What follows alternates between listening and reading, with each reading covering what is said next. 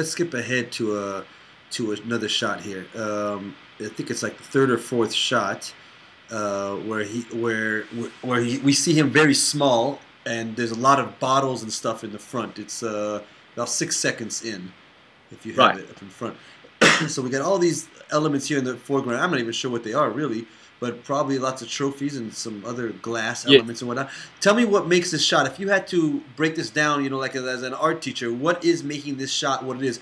To me, when I see a shot like this, and it took me a long time to see this. Most people that are getting started, they almost they just put all the focus on the main subject, which in this case would be the gentleman. So they Right. forget about the foreground, they forget about the background, they forget about, and they use like 90% of the shots would just be with him framed only in the shot, and in the with the thirds, the rule of thirds, and that's the shot. And here you see he's very small in this whole thing, and there's so much going on. So that's what I've learned out of this shot. But maybe you could break it down for us a little more. What else is in here, and what were you thinking when he did it, and etc. Right. Well, I'm always looking for juxtaposition, and Nestor Mendres, who's a great cameraman, used to say you can have a very, very dark scene. You can have everything underexposed if you have a little candle in your shot. You have something that's pure and white. Even just one little candle makes that blackness look even blacker. Now you blow that candle out, and that whole scene that was very dark and underexposed now looks like mud. Doesn't have a sense of relationship. So if you want something to be really big, juxtapose it against something very small. So if you want to do a nice close-up and you really want to give it impact, your previous shot was a very wide, it's going to give it more impact. So that's the way I look at lighting, juxtaposition of size, composition, you name it. So if you, as you said, just focused on close-ups of a person in a pawn shop, how are you going to actually get a sense of this person's got a history? He's been in this place for 50, 60 years. He knows intimately where everything is on the shelf. So these are subcontext of a character's personality, and you're trying to translate that into a visual format. That's why you try and encompass the feeling that this person has, the history that he has, into your shot making. So that's where a shot like that wasn't just found, it's really art directed. We find an area would work well, and I'm literally, with the art department, moving props around so that as the camera moves, I'm revealing him at certain moments, then he disappears. So everything's very calculated, but it feels very natural. And Right. People might think it's cheating, but I think cheating actually creates your reality more, because if you get too into this isn't, let's just shoot it in a natural way, the way you would see it naturally. To me, that's more like a documentary. When you often in life, you sometimes see perfect moments and you capture that. So what I'm looking for is trying to recreate certain perfect moments, but technically, if that makes sense. Yeah, no, it makes perfect sense, and again, this ties in with what you just got done saying. It ties in a lot to what you said earlier about saying that the location didn't work. It's very similar in the sense that you just don't accept where things are, and then and then just point the camera. With the Right. art direction, you said, okay, well, let's move some of these bottles here, let's move some of these trophies over there, and let's really line this up so that as I'm making the move, he shows up at certain points. He does. That took me years to figure it out, and it makes the biggest difference. You just need to take control of the environment and massage it to your best interest, and that's what I think you just got Yeah. done explaining. So yeah, so it's a combination of that. So you can do all this technically right, but then sometimes you find you're shooting something and it just still doesn't work. So you can put all the technical things in place, but at the end of the day, you also got to remember that scenes have rhythm, and you've got to figure out what the rhythm of everything is. So often, you've got to also your instincts have to be right. So it's not necessarily just, okay, this is technically what I want to do. A lot of your planning tries to hone your instincts. So when you're shooting, you just make good decisions. So I'm not necessarily, you ask why I specifically do this or do that. Yeah. Often on set, I know what we're trying to achieve, but all of a sudden something will just come to me or the director will say, let's just try this. This is great. And this elevates things. It feels even better than you planned. You couldn't have seen it. So I think the preparation allows you to know what bar you want to set, and then always being open to finding things that are even better and are relevant to the story. and also knowing when something's not working, how to make it work. You can't force things. It's got to feel right, and you instinctually know when things are right because you just through the eyepiece, you just get excited when things are working, and when they're not, you know you're technically doing things right, but you've got to figure out how to get the rhythm of the scene together and make things work. That's always a challenge. So how would you advise somebody to develop that instinct? Because that's like telling somebody, you just need to be the best at something, and how do you get to that point? I mean, how do you see it, and and the light bulb goes off. Somebody else doesn't even know what to look for. I mean, in other words, what do you think is the recipe to get to that point where your instincts are developed? Uh, The more you practice, the luckier you get. So it's, Good line. you gotta hone your skills and be critical on your work. You got to look at your work and say, I love this, I'm getting this, but this didn't really work, and why? And I think the more your instincts get right when you're critical on your work, and you figure out exactly why something worked and why something didn't work. Yeah, And I think you just made a big point. Is being very critical, and not just being. When you say being critical, in other words, really go and take your shot, go back home, put it side. This is what I do. I put it side by side with your work, and I say, well, I'm just not getting the feeling that I'm getting out of that shot, out of yours. Why isn't mine doing it? And then I start to say, well, look, it's all bright. All the exposure is the same everywhere. There's no dark and shadow like you were saying before. I don't have the depth of field is the angle is, I mean, I start to nitpick at it until I say, okay, and I learn from that. So you definitely have to. I think you have to diagnose your work until you can push it to that. Just figure out what to fix. Yeah. Well, I mean, the way I light, I'm controlling light to a huge degree. So I have lights with barn doors. I have C-stands that have flags. So if I see a light falling on an actor's face, and the wall behind them gets too bright from this light that's coming onto their face, I try and control the light on the background separately to the light on their face. Now, people might say, look, but that's cheating. That's not what really happens in reality. But basically what happens in reality, if I'm talking to you, I'm focusing on you.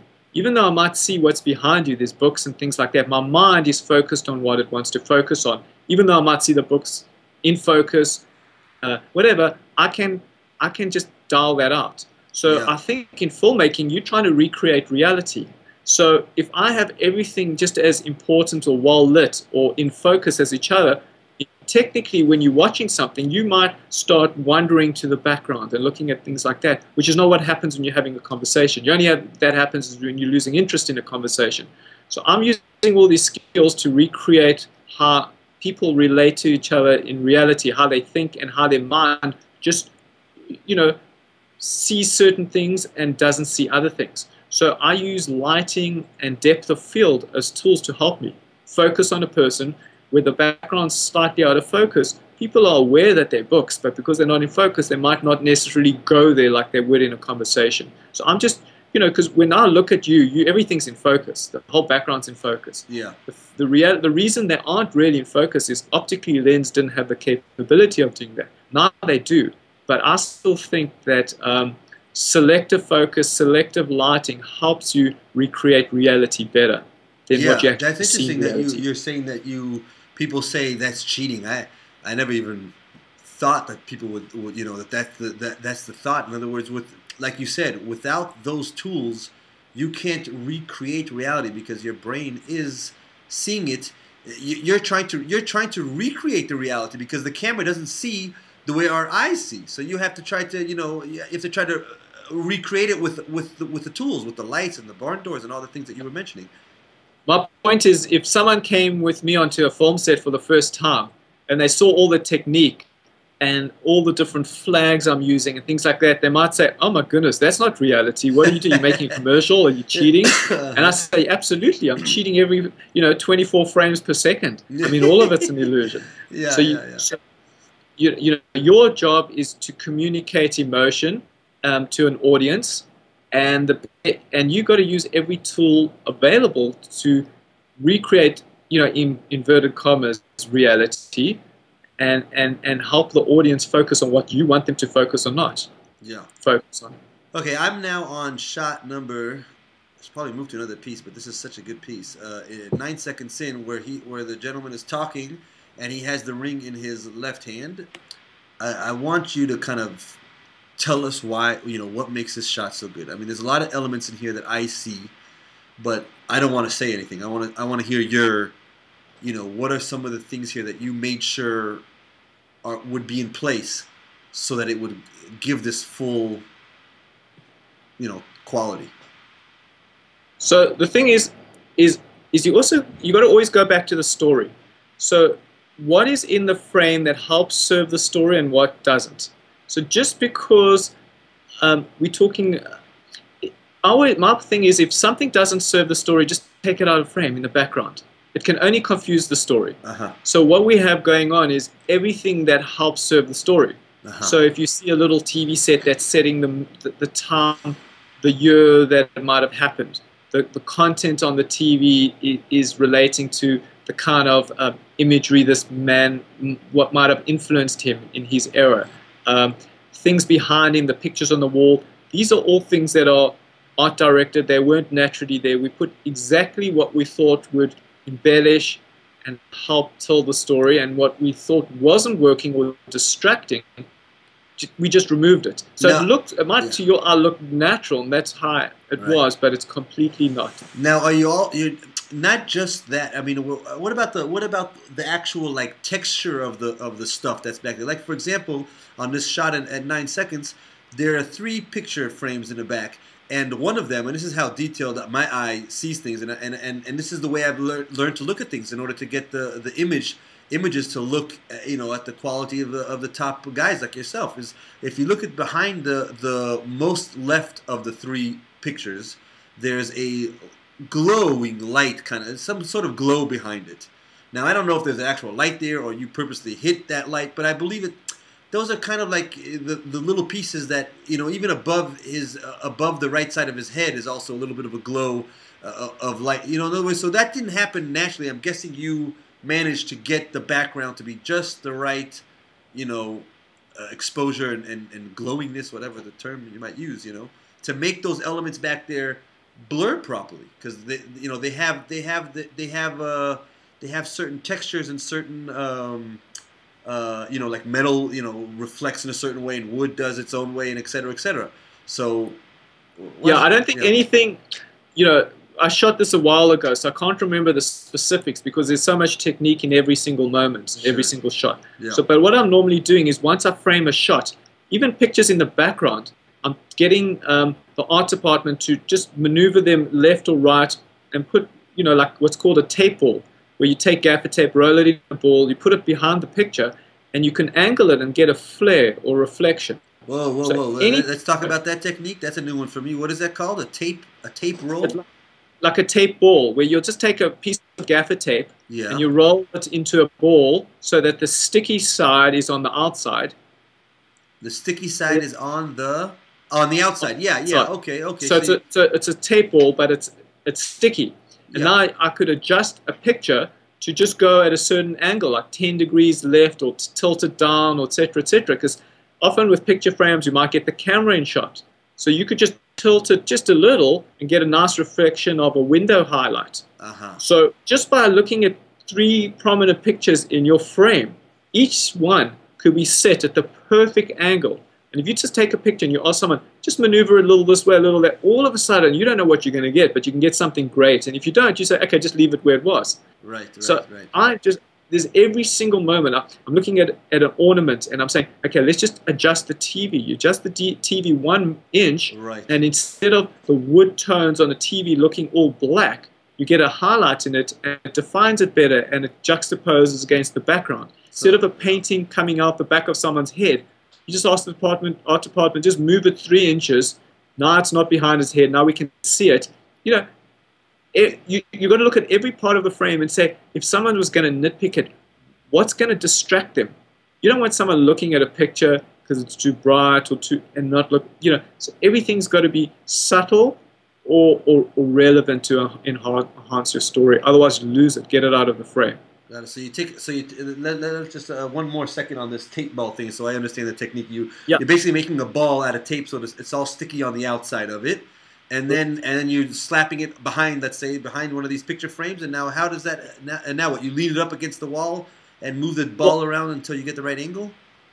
Well, basically what you do is you just ask the art department to take a picture frame and just twist it a little to the left or a little to the right or tilt it down or tilt it up, and all of a sudden you'll find you'll find a beautiful reflection in it. Right. Or you'll get rid of reflection, or instead of just seeing a reflection, Right, you'll start to see the picture better. Yeah. And then you say, "Oh, I love that," and then you just say to them, "Look, just make it stay in that angle," and they might just use a tape ball and just do that. And these are very simple things, so you don't need a big budget for this. You know, gaffer tape, any budget. Beautiful, beautiful. I mean, that's a huge takeaway, and it ties back again to the whole don't just accept the shot the way it is, maneuver it, manipulate it. And I think that's one of the big things that people who are starting don't realize. They're trying to get images, they're trying to make it look good, and they don't understand why they can't make it look. They've got to realize that it wasn't just sitting in that position to begin with. It was massaged until it got that way. Correct. Yeah. So now, one thing that I think is going to separate everybody's images to get to this level is obviously, like you already we're touching on, was lighting. But the question is, do you need really expensive lights? How many lights do you need? This shot here of with the 3 pictures in the back, it seems like there's not much lights. Maybe you remember how many lights are there. Where is the light being placed? Is it literally like directly to his right, or is it a little bit behind him? Is it a little bit in front of him and to the right? Yeah. If I remember correctly, on the side of him there was like a glass cabinet, and I basically positioned a light, I think a tungsten light, and I bounced it through this glass cabinet. So I was almost using a glass cabinet as diffusion. Wow. And I actually hid the light behind lots of mess that was in the pawn shop, just different articles. And I was just simulating as if there was a window on the side that you don't see. I didn't really see off to the full left of the screen. Whoa. So you don't know that there's no window, that's not a corner shop. So that's how I justified it. If I had to motivate it in reality, I would have lit everything from the front. You'll see that when he comes to the front of the shop to look at the signpost, at that point he's very front lit, which is motivated because now he's moving away from what supposedly would be a side light, and he's moving to a big window in the front of his shop, so naturally the light would come from the front. So I'm always trying to justify to myself how I'm motivating it. Which shot was that you were saying? I think towards the end when he comes forward, just before you'll see the signpost on the door, you'll see a close-up of him, the pawn shop owner, and you'll see that the light's different there. It's very frontal lit. Yes, because he's supposedly in front of the door, in front of the window. Right. So that's how it changed. But I just took the liberty to sidelight him because it was more mysterious, and it lent itself more to the shop, the way the shop was lit, as if there was no light in the shop except for window light. Yeah. So let me just try to learn a little bit more of that one technique that you were saying with the pictures and the 3 frames in the back and that lighting. You're telling me that you shot the light through a lot of ornaments, and then it hits the cabinet with the window and bounces back onto him. No, if I remember correctly, you might not be able to see it from the angle because we shoot directly onto him. Yeah. But on the side of him, not the side on the wall, on the left side of him, there was like a cabinet of glass where they placed different things in. Right. So I literally lit through that cabinet because that cabinet was in the way to light him. So the light's actually going through a bit of glass onto the side of his face. That's that was the only way I could key him from that side because there was a glass cabinet there, which kind of helps break the light up and soften it and bounce it around. So it wasn't a problem. Just to get the picture, in my mind, the cabinet is between him and the light. Correct. Okay, got it. I thought. Okay. Yeah. Okay, but that's still that's interesting because it gives it a kind of a tone. Now you said it was tungsten. I think I worked with tungsten because we're going for a very warm look. So even though. How come it looks cool? How come he looks? I always pictured tungsten on a person was going to make him reddish or orangey or Correct. too, yeah. So Yes, but I probably, if I remember correctly, the color temperature, I moved it towards tungsten. So tungsten is like 3,200. right. If I remember correctly, I might have shot it at around 4,200. So that if I use tungsten light, it's not too severely red, but it goes towards the warmer look. Uh-huh. And the blue that's coming through the front won't go, will start going a little blue, Yeah. but not too severely. But what I would have done is when I did the shot at the front, when Yeah. he's lit just by ambience coming through the window, I might have changed the color temperature closer to a daylight temperature just to match it.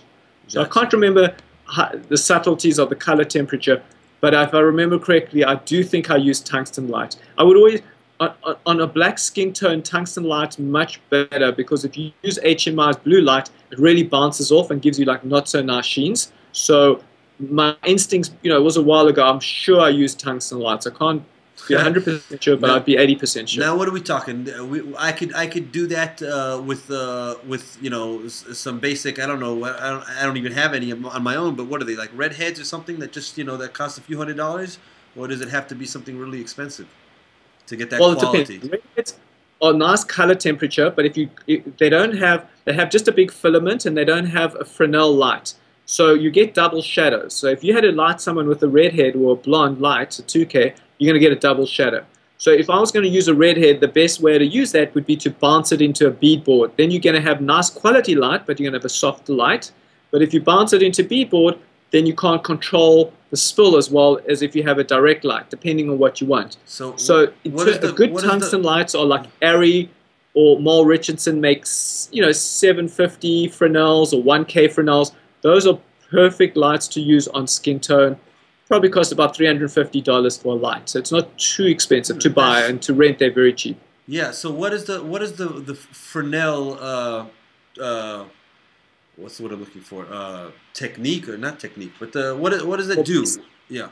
A Fresnel light like an Arri or Mal Richardson 1K has a bulb in front of it. So even though you have a tungsten filament, the bulb makes your source be one source. So if I illuminated the light onto you and I had a shadow cast onto the back wall from you, I'd only have one shadow. You wouldn't have a double shadow. Uh-huh. And then it also allows you to spot or flood the light out. So you could just spread it more, or if you want to contain it in a specific area, you could spot it in, and that Fresnel moves forward or backwards, and like a magnifying glass, almost like magnifies the quality of the light. And I'm guessing that last point is probably the most important, because if you're trying to light this gentleman, let's say, and you were using is that what it was? You were using a Fresnel? I would have used a Fresnel if I remember, so that the light's easy to cut off the wall, so it doesn't spill onto the back wall so easy. I can just, very directly. So that's the main problem I've been having. Like when I try to do a subject and they're with a lot of white walls or God knows what kind of a environment I've been hit with. And if I'm using a soft box on some sort of tungstens or a Kino, it's like, how do I get it so that it's just, I want him lit and I want the rest. I don't want anything else lit but my subject, so that I can then I can purposely do whatever I want to the background, as opposed to it automatically gets filled in. So you're saying the Fresnels will help with that? Yeah, I enjoy the Fresnels. I hardly ever use Kinos for that reason. They're hard to control. The light falls off very quickly. I don't like the quality of the light. It's a different kind of wavelength. Tungsten have, a nicer quality, in my opinion, in terms of the quality of the wavelength of the light. So Fresnels, it's funny because often what happens is when people who do good work on smaller budget, they normally have small lights. And when they have tungsten lighting package, when you learn how to light, you can actually do very interesting things in control light. Often people start to get bigger budget jobs, and now they can use 18Ks and big lights. And they put an 18K and they put 3 doubles in it to reduce the amount of light instead of using a 2K. And they've contaminated the light in the environment. They've made so much ambient light in the room that you can't control it. So often you find some cameramen do much better work when they had no budget using small lights. As soon as they get a big studio movie and they can have any light in the world, they go to this overkill mode and their work suffers. You can see that it's often in big budget jobs. It doesn't matter who shoots it. All looks the same. Daron, you've given me so much information that I think I'm going to have to be replaying this and get my notepad out and then go to Google and start checking things up. But, we're definitely going to do, I still got more for you, but we're definitely going to have to do another one and get specific on one topic or one technique, because this is so broad and you have so much information that my mind is like, it's really racing here. What I want to do is I want to go to another piece, and we're going to make this short because we're getting close to an hour already, and we'll just do a few more minutes. But I want to find a piece where there's some outdoor shots, and because I think that's one of the hardest things. Now, outdoor, you would think that we're all on an even playing field now. Forget lights, forget that you're out there. There's the sun. Now let's see what you can do. So, and it's very hard, because everything can look washed out, and things can be so harsh with the sun and etc. I don't, you know what I'm saying. So let me pick a piece real quick.